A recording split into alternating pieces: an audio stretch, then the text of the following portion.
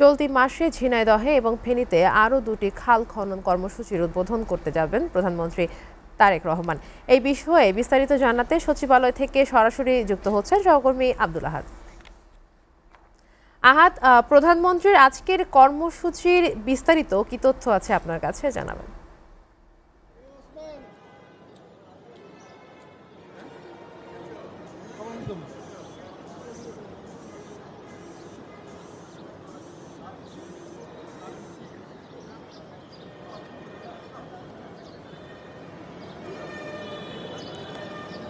ঠিক সকাল 9:30টায় প্রধানমন্ত্রী তারেক রহমান আজকেও সচিবালয়ে এসেছেন।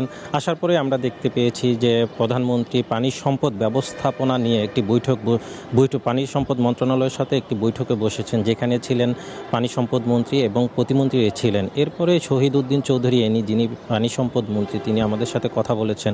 তিনি জানিয়েছেন যে খাল খনন যে কর্মসূচি শুরু করেছে বিএনপি সরকার, এই খাল খনন কর্মসূচি সফল করতে যে প্রতিবন্ধকতা রয়েছে সেগুলো যাতে দ্রুত নিরসন করা যায় সেই বিষয় নিয়ে দিক নির্দেশনা দিয়েছেন। এছাড়া আপনারা ইতিমধ্যে দেখতে পেয়েছেন সংবাদের মাধ্যমে যে তিনি এই মাসে যাচ্ছেন ঝিনাইদহে এবং ফেনীতে নতুন করে খাল খনন কর্মসূচির উদ্বোধন করতে।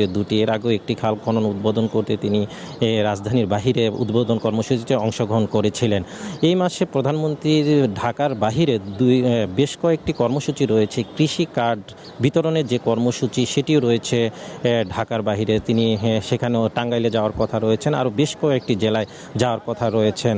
এনি পানি সম্পদ মন্ত্রী শহীদ উদ্দিন চৌধুরী আমাদেরকে আরও জানিয়েছেন যে খাল খনন যে কর্মসূচিটি বিএনপি নিয়েছে সেটি যাতে আরও দ্রুত করা যায় সেই বিষয়ে দিক নির্দেশনা দিয়েছে। অবৈধ যে খালের পাশে যে অবৈধ বিভিন্ন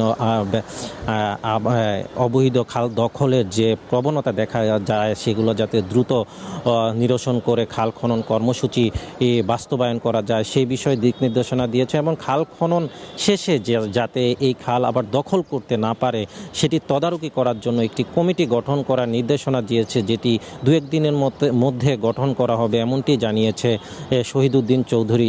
এখনও প্রধানমন্ত্রী সচিবালয়ে অবস্থান করছেন এবং এছাড়াও তিনি আরও কয়েকটি বৈঠকে তিনি অংশগ্রহণ করেছে, যেটি অনানুষ্ঠানিক বৈঠক ছিল। এই সম্পর্কে আমাদের সাথে তেমন কোনো তথ্য জানানো হয়নি। এখনও তিনি অবস্থান করছেন সচিবালয়ে। তিনি 3টার সময় সংসদ ভবনে সংসদ অধিবেশনে যোগ দেবেন। আমরা সংবাদকর্মীরা এখানে অবস্থান করছি। সচিবালয় থেকে এই ছিল সর্বশেষ। আহাদ, আপনাকে ধন্যবাদ।